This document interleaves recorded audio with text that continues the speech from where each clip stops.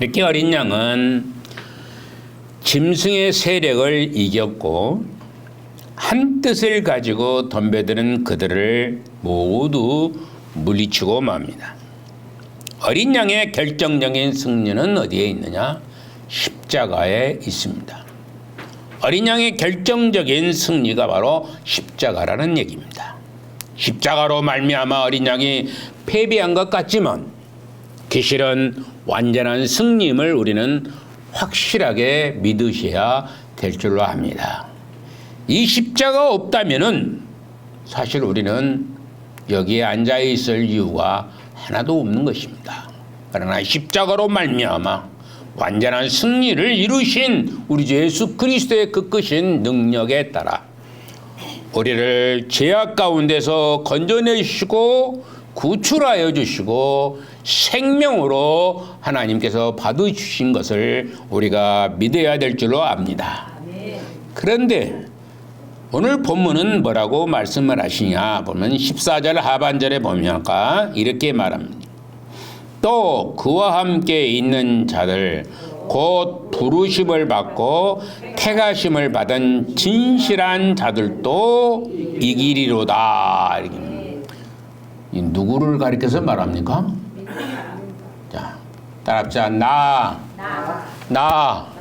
나를 내가 이긴다는 얘기예요. 여러분들이 주 예수 그리스도를 전폭적으로 의지하고 그분의 뜻에 맞게 삶을 살아간다 할 것 같으면은 저들의 권세를 능히 꺾어버릴 수 있는 능력의 소유자가 된다는 것을 성경은 분명히 말씀하시고 있습니다. 여러분, 어린 양과 함께 있는 자들은 역시 승리자가인 것입니다. 어린 양이 어디를 가든 따라가는 자들은 승리의 큰 복을 누리는 것입니다. 바로 저와 여러분들이 바로 이와 같은 사람들이 다 되실 수 있기를 소망을 드리는 것입니다. 그러므로 여러분 모두는 이미 어린 양과 함께 동참자로 부름을 받은 그런 자임을 온전히 믿어야 될 줄로 믿는 것입니다. 그러죠? 여러분들이 온전히 이 믿음 소유할 수 있어야 된다는 것입니다. 여러분은 이미 새 노래를 부른 자들이며 승리의 노래를 부른 자들인 것입니다. 우리가 찬송가에 나오는 여러 가지 곡들, 말씀으로 이렇게 기록된 것들이 모두가 다 승리자의 노래인 것입니다. 승리자의 노래. 간혹 가다가 잘못된 부분도 있을 수 있습니다. 그러나 우리가 이 찬양을 할 때에 또 여러분들이 기쁨으로 흥얼거리는 찬양을 할 때에 여러분들 마음속에서 우러나는 그런 하나님의 말씀과 여러분들이 구원받은 즐거움을 노래할 때에 그것은 바로 우리는 승리자의 노래가 되는 것을 기억하시기를 바랍니다. 성도인 우리가 시간마다 부르는 찬송의 의미를 그래서 바르게 알아야 합니다. 그럴 때 찬송을 힘차게 부르게 되는 거예요. 찬송을 힘차게 불러야 됩니다. 속으로 웅얼웅얼 하지 말아야 돼요. 예배당에 나와서 하나님께 찬양할 때에 웅얼웅얼 하지 말아야 되는 거예요. 곡이 틀려도 좋습니다. 큰 소리로 하나님 앞에 영광의 찬양을 해야 될 것입니다. 우리 모두가 승리자임을 확신한다고 할 것 같으면 잘못된 곳에 절대로 빠질 수가 없고 순전한 마음으로 하나님을 경배하며 예배를 기쁨으로 드리게 될 것입니다. 그렇다면 우리는 어떻게 어린 양의 승리에 동참할 수가 있겠습니까? 어린 양이 우리를 위해서 싸우는 싸움을 우리는 뒤에 서서 뒷짐만 지고 구경만 하고 있으면 다 되는 것인가 생각을 해보아야 하는 것입니다. 어린 양이 싸우니까 어린 양 싸운 것만 구경하고 있으면 되지 않는다는 것입니다. 동참을 해야 한다는 얘기죠. 같이 군사된 자로서 어린 양의 예수 그리스도의 군대가 되어서 싸워야 된다는 것입니다. 다른 군사들은 새벽부터 나와서 싸우고 있는데 우리는 예배 시간조차 나오는 것을 힘들어하고 미적대고 있다면 말이 되지 않는 얘기가 되는 겁니다. 다른 사람들은 어찌하든 나는 십자가의 군사된 자로서 함께 싸워야겠다는 각오를 다져야 할 때가 바로 지금 이 시간이 되는 겁니다. 다른 사람이 어찌하든 간에 나는 하나님의 군사다. 나는 예수 그리스도의 군사된 자로서 싸워야 되는 것입니다. 그래서 하나님 앞에 부르짖는 자가 되고 간절한 마음으로 하나님과 함께 대적과 싸워서 이길 수 있는 능력의 소유자가 되어야 되는 것입니다. 나는 우리 교회가 참 신기한 교회입니다.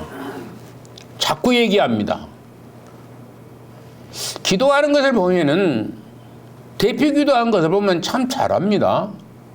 어떻게 대표 기도를 이렇게 잘하지 그러는데 이렇게 나와서 기도하시는 분들 보면은 1시간을 넘어서 간 사람이 아무도 없다 그럽니다. 1시간을 넘고 기도하고 간 사람이 아무도 없다는 것입니다. 제가 이렇게 여기서 일하고 볼 좀 보다가 그 한 10분이나 지났는가 20분이나 지났나 모르는데 없어져 버렸어요. 기도할 것이 그렇게도 없나? 그런 생각이 들어집니다. 정말 기도할 것이 그렇게도 없는가? 하는 생각이 들어져요. 하나님 앞에 좀 뭔가 좀 이루어 달라고 하는 것이 그렇게도 없다는 얘기입니다. 제가 예전에도 말씀해 드렸지만 나주 왕곡교회에 있을 때 기도하는 사람들을 보면은 새벽에 나와가지고 2시간 이상을 엎드려 있습니다. 2시간 좀, 신발 신고 들어오는데 여기에 딱 앉아 있어요. 아니, 덜퍼덕거려 무릎 꿇고 앉아 있는 겁니다. 전부 무릎 꿇고 앉아 있는 거예요. 새벽에. 예배 드릴 때 새벽 예배 드리면은 또 일어나서 또 예배 드리고 또 예배 끝나고 나면은 또 무릎 꿇고 또 앉아 있는데 그 시간이 2시간씩. 2시간. 근데 그 사람들이 어디서 오느냐 그러면은 6km가 넘습니다. 6km. 10리가 넘어요. 15리입니다. 여러분들 여기서는 뭐요? 1km밖에 안 됩니다. 1km. 아무리 멀어도 1km밖에 안 됩니다. 뭐 목포에 있는 장로님이야 이제 차 타고 오니까 뭐 그건 상관이 없겠지만은 근데 그걸 뛰어옵니다. 새벽에 뛰어와요. 얼마나 발이 빠른지 모릅니다. 달려옵니다. 달려와요.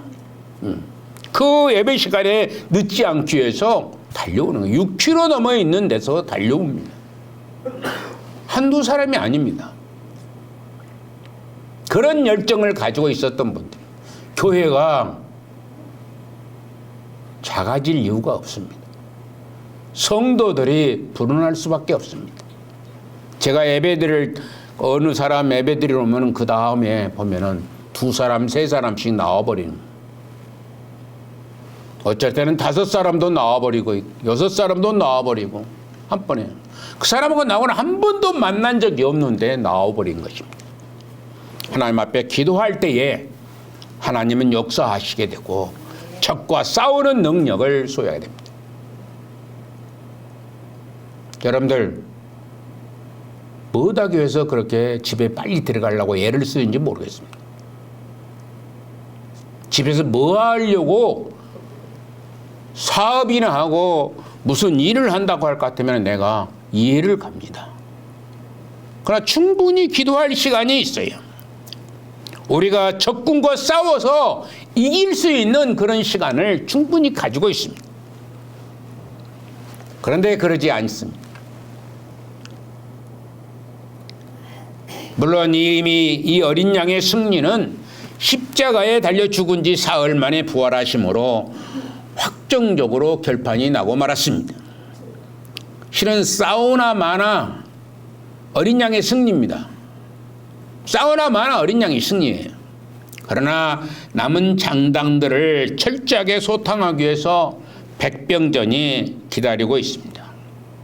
백병전이라는 마지막으로 이제 가서 몸과 몸이 부딪혀서 싸우는 그 때가 있다는, 전쟁을 하면 그렇습니다. 전쟁하면 6.25 전쟁 때도 인천 상륙 작전으로 이미 우리는 부안을 이기고 남았습니다. 인천 상륙적 안에 딱 달라서 가운데에 있는 그 남한 쪽에 있는 인천 이남에 있는 것들은 다 죽을 수밖에 없어요.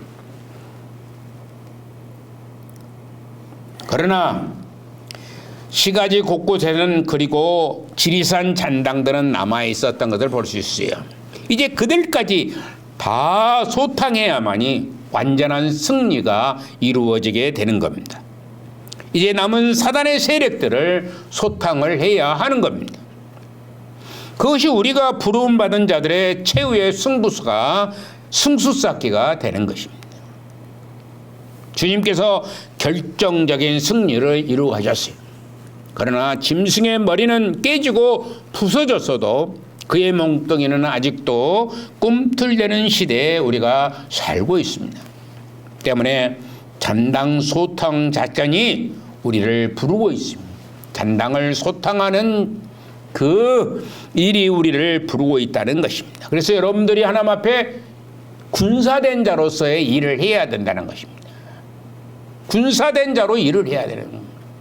군사가 자기 멋대로 들락궁날락궁 합니까? 절대 그러지 않습니다. 정해놓은 시간과 정해놓은 작전 안에 들어가야 되는 겁니다. 그게 바로 군사된 자예요.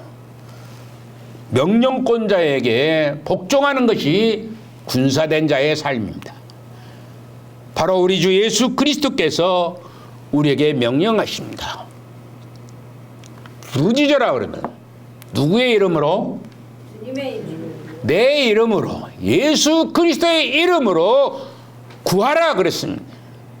그럼 내가 다 이루어준다고 말씀하고 있습니다. 그럼에도 불구하고 우리는 얼만큼 소망이 있는지 알 수가 없습니다. 몇 마디 하면은 끝나버립니다. 그렇게 이루고 싶은 것이 없습니까? 그리고 하고 싶은 일이 없습니까? 그래도 우리는 부르짖는 자가 돼야 됩니다. 하나님께 부르짖어서 애로운 전투를 하지 않도록 여러분들이 좀 많이 도와줘야 됩니다. 알으셨습니까? 앞으로 우리 내 후임자가 오시게 되면은 그분도 어쩌면 애로운 전투를 해버리면 안 됩니다. 혼자 기도한다고 혼자 전투를 하면 여러분이 군사된 자로서 일을 해야 되는 것입니다. 그래야 교회가 성장하고 아름다운 열매가 맺어지게 되는 것이죠. 그러지 않겠습니까? 목사 혼자 애로운 전투하고 있는 우리 교회의 모습을 보면서 너무나 안타깝고 가슴이 아파요. 힘이 떨어지고. 여러분들이 만약에 새벽에 기도를 하고 계속해서 있으면 제가 더 많이 기도할 겁니다. 근데 일어서서 보면 아무도 없습니다. 일어서서 보면 기도하고 있는 사람이 있으면 제가 도로 앉아요. 그럴 것 아니겠습니까? 그런데 그걸 여러분들이 못하고 있다는 얘기예요. 얼마나 부끄러운 일인지 모릅니다. 하나님 앞에 여러분들한테 한번 물어보십시오. 내가 부끄러운 일을 하고 있습니까? 아니면은 내가 잘하고 있습니까? 하면 한번 여러분들이 물어보시면서 기도하고 군사된 자로서의 삶을 살아야 되는 것입니다. 그러므로 우리가 잔당 소탕 작전에 우리를 부르고 있다는 것을 알고 이 부름에 참여하는 주의 군대로서 오늘 우리 신분을 우리가 인식해야 합니다. 우리는 주님의 군사된 자들입니다. 주님의 군사된 자, 주님의 군사로 부름받은 자로서 승리의 노래를 부르시는 모든 성도들이 다 되시기를 주님의 이름으로 간절히 축원을 드리는 것입니다.